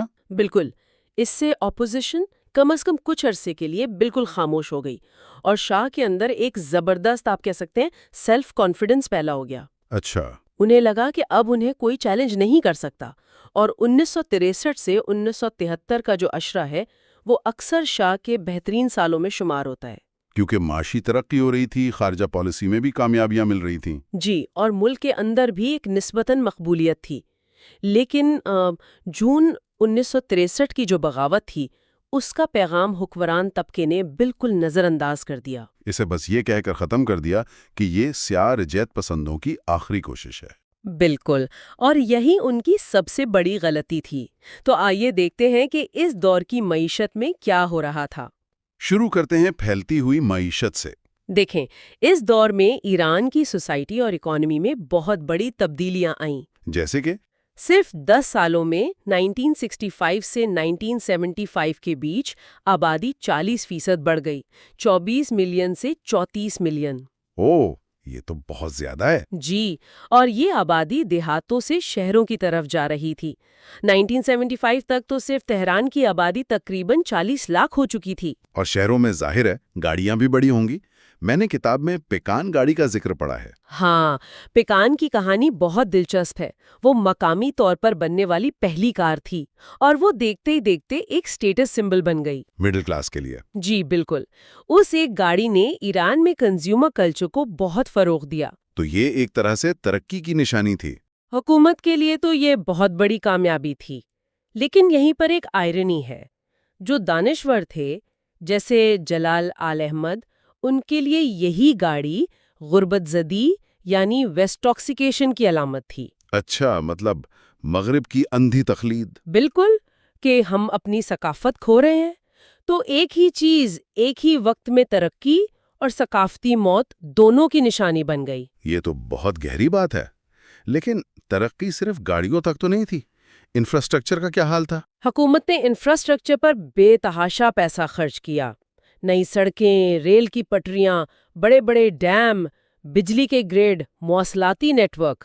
صنعتوں پر بھی کام ہو رہا تھا؟ جی، بھاری صنعتیں لگ رہی تھیں، پیٹروکیمیکل، سیمنٹ، شوگر پلانٹس، اور پرائیویٹ سیکٹر بھی ٹیکسٹائل اور فوڈ انڈسٹری میں سرمایہ کاری کر رہا تھا۔ تو بظاہر تو سب بہت اچھا لگ رہا ہے، لیکن اس پر تنقید بھی ہوتی ہوگی۔ بہت زیادہ، خاص طور پر جو بائیں بازو کے دانشور تھے، وہ اسے اسمبلی انڈسٹری کہتے تھے۔ اسمبلی انڈسٹری مطلب؟ تھا کہ اس کا فائدہ صرف ایک چھوٹے سے طبقے کو ہو رہا ہے۔ اور یہی تنقید پھر اسلامی انقلاب کا حصہ بنی؟ جی، اسلامی ریڈیکلز نے اسی دلیل کو اپنا لیا۔ اس ترقی کا ایک اور بہت منفی اثر روایتی بازار پر پڑا۔ وہ کیسے؟ جب یورپ، امریکہ اور جاپان سے امپورٹڈ مال آنے لگا تو چھوٹے تاجروں کا کام ٹھپ ہو گیا۔ بڑے بزنس مین بازار سے نکل کر نئے علاقوں میں چلے گئے۔ تو بازار ایک طرح سے حکومت مخالف جذبات کا مرکز بن گیا۔ بالکل، خاص طور پر خمینی کے حامیوں کا گڑھ بن گیا۔ اور اس سب کے پیچھے جو انجن تھا وہ تو تیل کا پیسہ تھا، ہے نا؟ سارا کھیل ہی تیل کا تھا۔ 1965 سے 72 کے بیچ سالانہ بجٹ $1 بلین سے $8 بلین تک پہنچ گیا۔ اور پھر 1973 کا تیل کا بحران آیا۔ جی، اس نے تو سب کچھ بدل دیا۔ تیل کی قیمت $2 فی بیرل سے سیدھا $11 تک چلی گئی۔ یعنی ایران کے خزانے میں پیسوں کا سیلاب آ گیا۔ بالکل، لیکن یہ پیسہ ملک کے لیے نعمت سے زیادہ زحمت بن گیا۔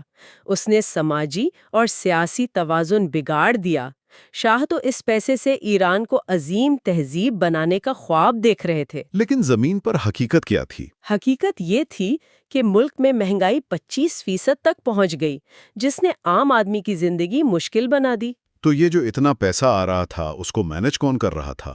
ایک نئے قسم کے لوگ سامنے آئے ہوں گے۔ جی، اور یہیں سے نئے حکمران طبقے یعنی ٹیکنوکریٹس کی کہانی شروع ہوتی ہے۔ یہ مغرب سے تعلیم یافتہ لوگ تھے۔ بالکل، قابل مینیجرز، ماہرین، اور اس طبقے کی سب سے بڑی مثال تھے وزیر اعظم امیر عباس ہویدا۔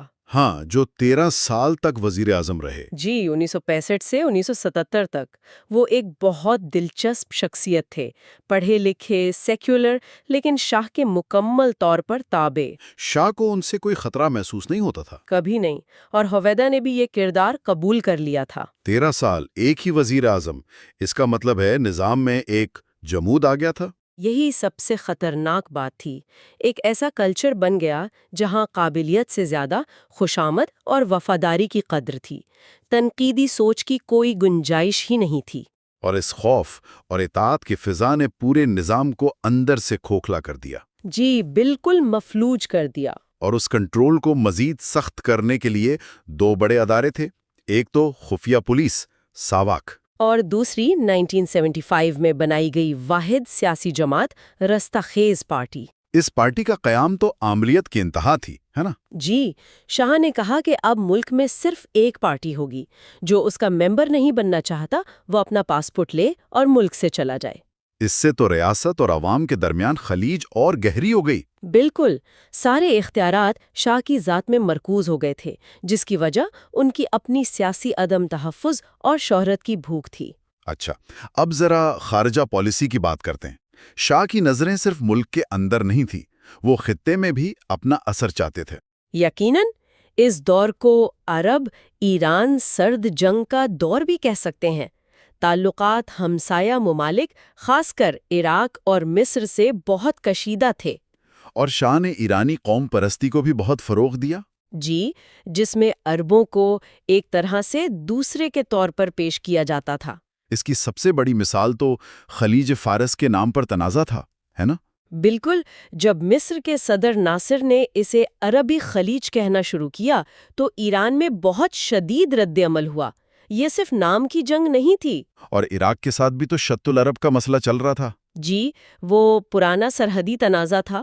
شاہ نے عراق پر دباؤ ڈالنے کے لیے عراق کے اندر کرد باغیوں کی مدد شروع کر دی۔ یہ ایک بہت ہوشیارانہ چال تھی۔ اور یہ کام کر گئی۔ آخر کار 1975 میں الجزائر معاہدہ ہوا، جس میں عراق نے ایران کے مطالبات مان لیے۔ یہ شاہ کی بہت بڑی سفارتی کامیابی تھی۔ تو خارجہ محاذ پر تو شاہ کامیاب ہو رہے تھے۔ جی، اور جب برطانیہ خلیج سے نکلا تو شاہ نے خود کو خلیج کا پولیس مین سمجھنا شروع کر دیا۔ اسی دوران انہوں نے 3 جزیروں پر بھی قبضہ کیا تھا۔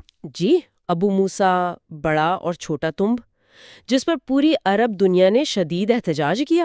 تو ایک طرف ملک کے اندر مکمل کنٹرول اور باہر کامیاب خارجہ پالیسی، سطح پر تو سب کچھ بہترین لگ رہا تھا۔ بالکل، لیکن سطح کے نیچے ایک لاوا پکڑا تھا۔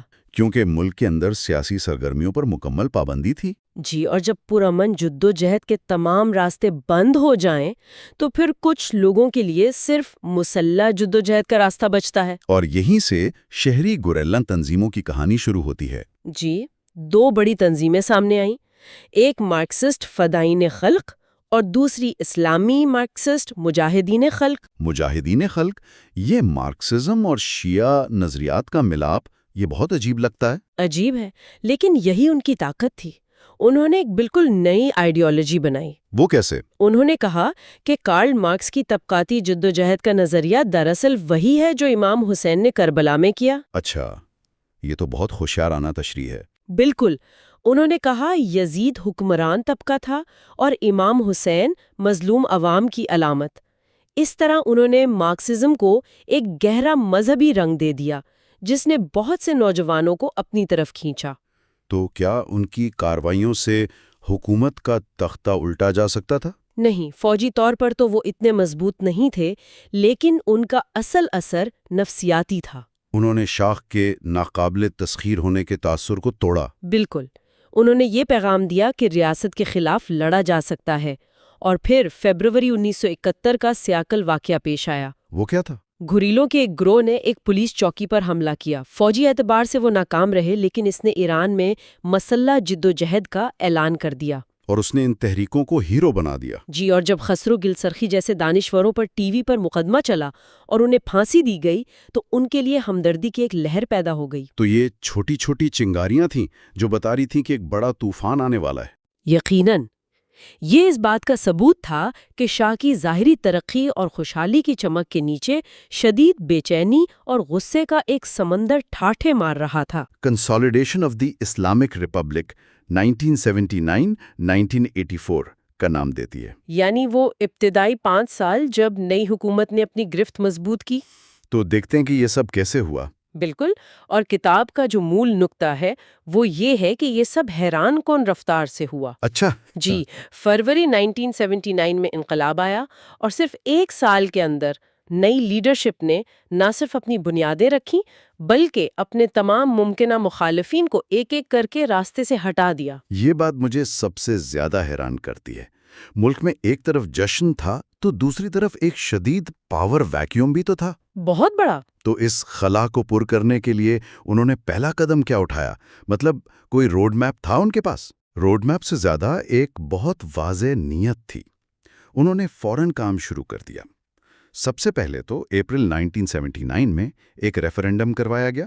اسلامی جمہوریہ کے لیے؟ جی، پوچھا گیا کہ کیا آپ اسلامی جمہوریہ چاہتے ہیں؟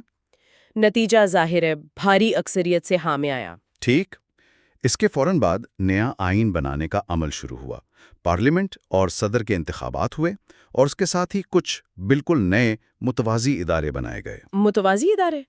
آپ پاسداران انقلاب یا انقلابی عدالتوں کی بات کر رہے ہیں؟ جی بالکل، اسلامی انقلابی عدالتیں، پاسداران انقلاب یعنی ریولیوشنری گارڈز، گارڈین کونسل اور مجلس خبرگان یعنی اسمبلی آف ایکسپرٹس۔ یہ ادارے روایتی حکومت کے ساتھ ساتھ چل رہے تھے؟ ساتھ بھی اور اس سے بالا تر بھی۔ ان کا مقصد تھا انقلاب کے نظریاتی پہلو کی حفاظت کرنا۔ لیکن یہ سب اتنا آسان تو نہیں ہوا ہوگا۔ کتاب بتاتی ہے کہ ملک خانہ جنگی کے دہانے پر تھا۔ بہت شدید بحران تھے۔ ایک طرف بائیں بازو کی جماعتیں تھیں، خاص طور پر مجاہدین خلق اور فدائین خلق، جو انقلاب میں اتحادی تھی نا، بالکل، اب وہ سب سے بڑا خطرہ بن گئیں۔ پھر کردستان، خوزستان جیسے علاقوں میں مسلح تحریکیں شروع ہو گئیں۔ اور پھر وہ امریکی سفارت خانے والا معاملہ۔ جی، نومبر 1979 میں یرغمالیوں کا بحران جو 444 دن چلا۔ جی، اور جیسے یہ کافی نہ ہو، سپٹمبر 1980 میں عراق نے ایران پر حملہ کر دیا۔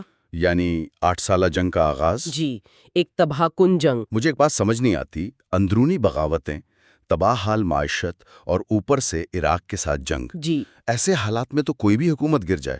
تو پھر آیت اللہ خمینی کی حکومت کی گرفت کمزور ہونے کے بجائے مزید مضبوط کیسے ہو گئی؟ یہ بہت بہت اہم نقطہ ہے۔ کتاب کے مطابق حکومت نے ان بحرانوں کو اپنی کمزوری نہیں، اپنی طاقت بنایا۔ وہ کیسے؟ پہلا، یرغمالیوں کے بحران کو عظیم شیطان یعنی امریکہ کے خلاف ایک عظیم فتح کے طور پر پیش کیا گیا۔ اس سے قوم پرستی کو بہت ہوا ملی۔ ٹھیک ہے۔ دوسرا، عراقی حملے نے کمال کا کام کیا۔ ایک ریلی اراؤنڈ دا فلیگ والی صورتحال بن گئی۔ ایرانی عوام چاہے حکومت سے متفق ہوں یا نہیں، ملک بچانے کے لیے اس کے پیچھے کھڑے ہو گئے۔ اور حکومت نے اسے مقدس دفاع کا نام دیا۔ بالکل۔ اور تیسرا، جب آیت اللہ مطہری اور بہشتی جیسے بڑے لیڈر قتل ہوئے تو حکومت نے خود کو مظلوم بنا کر پیش کیا اور اسی آڑ میں مخالفین پر کریک ڈاؤن کا جواز پیدا کر لیا۔ یعنی ہر بحران کو اپنے حق میں استعمال کیا۔ تو آئیے اسی کریک ڈاؤن پر بات کرتے ہیں۔ کتاب کا اگلا حصہ ہے کرشنگ دا پہلوی آئیڈلز۔ جی، یہ نام ہی سب کچھ بتا رہا ہے۔ تو سب سے پہلے کس کی باری آئی؟ سب سے پہلے پہلوی حکومت کے ستونوں کی، جنہیں تاغوتی یعنی شیطان کے پیروکار کہا جاتا تھا۔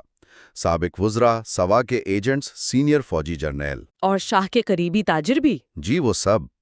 ہزاروں کو گرفتار کیا گیا اور بہت سو کو فوری طور پر پھانسی دے دی گئی۔ اس کا عام معاشرے پر کیا اثر پڑا ہوگا؟ مطلب ایک دن آپ کا پڑوسی ایک جنرل ہے اور اگلے دن وہ غائب ہے۔ شدید خوف کا ماحول تھا۔ کتاب اسے ایک سماجی تطہیر یعنی سوشل پرجنگ کہتی ہے۔ کوئی بھی امیر مغربی لباس پہنے شخص شک کی نگاہ سے دیکھا جاتا تھا۔ اچھا۔ مردوں نے داڑیاں رکھ لیں، اسلامی حلیہ اپنا لیا، خواتین کے لیے حجاب لازمی قرار دیا گیا اور سڑکوں پر نعرے لگتے تھے، یا روسری یا توسری، جس کا مطلب تھا یا سر ڈھانپو یا مار کھاؤ۔ جی، یہ ایک ثقافتی جنگ بھی تھی۔ اور یہ سب نافذ کون کر رہا تھا؟ پولیس اور فوج پر تو اعتبار نہیں تھا، ہے نا؟ بالکل نہیں۔ یہیں پر کمیٹے یعنی انقلابی کمیٹیوں کا کردار سامنے آتا ہے۔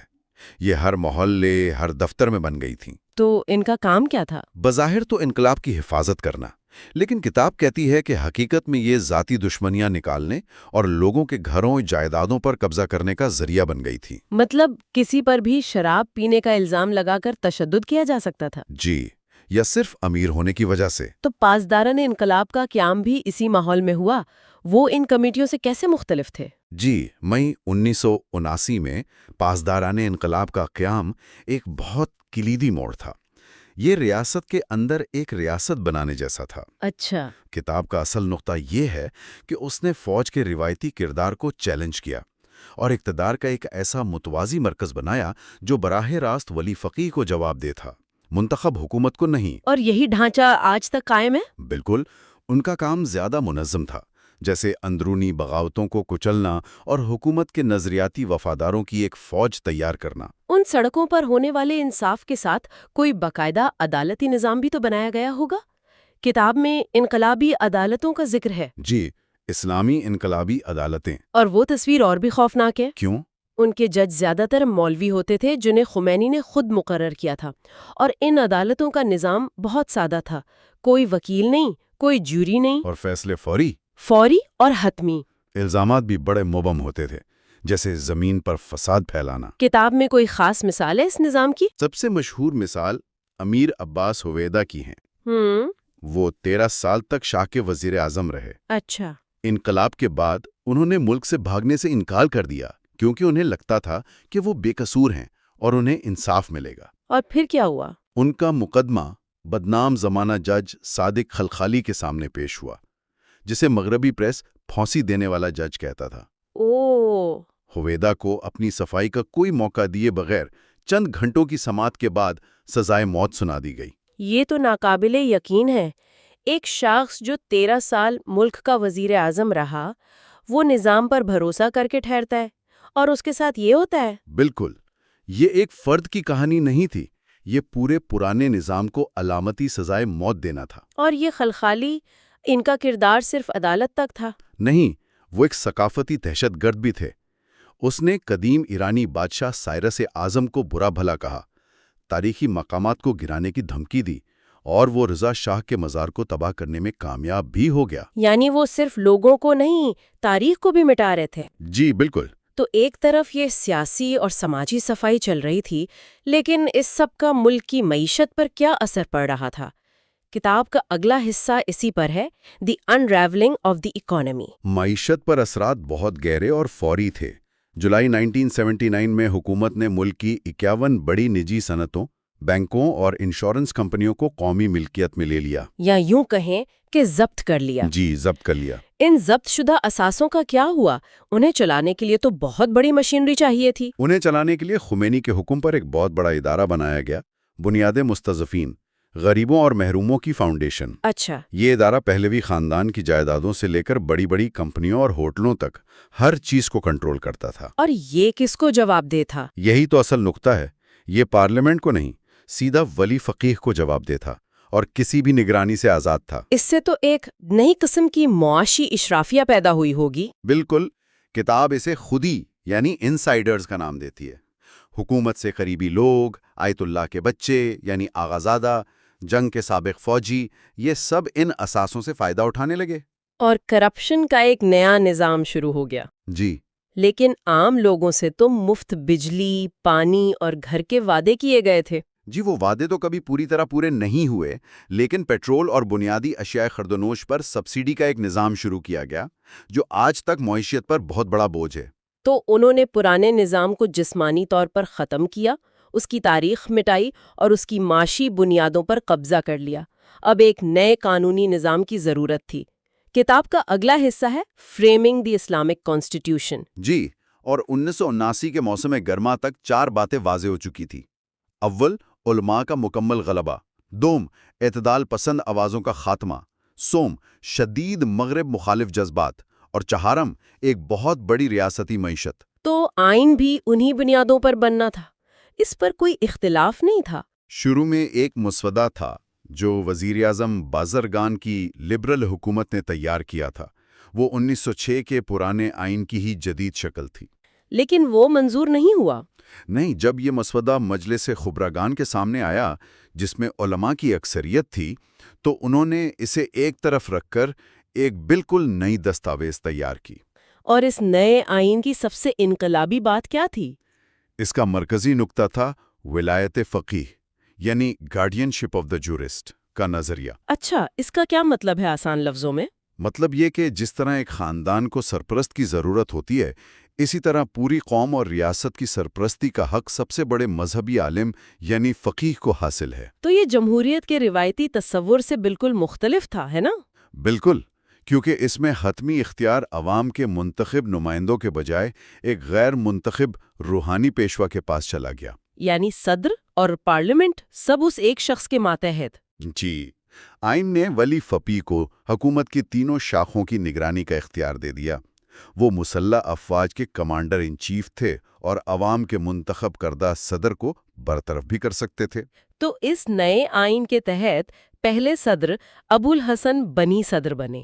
وہ تو کوئی روایتی مولوی نہیں تھے۔ بالکل نہیں۔ کتاب کا اگلا حصہ بنی صادرس کروسیبل اسی پر ہے۔